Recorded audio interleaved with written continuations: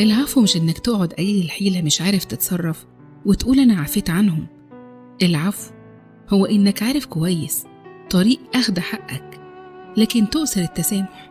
حقك عارف تجيبه إزاي، وإنت اللي تسيبه بكامل إرادتك.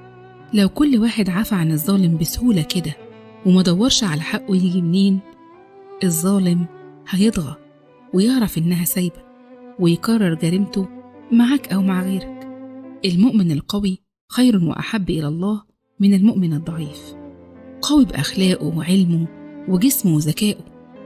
رب العزة يعلمك الشرط، فمن عفا وأصلح، يعني اللي ظلم يعرف إنك تقدر تدوس عليه وترد الظلم 1,000,000 مرة، لكن اللي منعك خوفك من ربنا وطمعك في كرمه.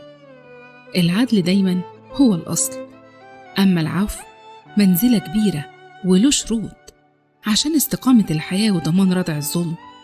اسعى بكل الطرق المشروعة إنك تاخد حقك، ولما تلاقي حقك قدام عينيك خد نفس عميق وقيس الموقف، وشوف قدرتك النفسية وراحة قلبك تقبل العفو ولا لأ. انت مش ضعيف، انت محترم وقلبك نظيف، ويا بخت من قدر وعفي.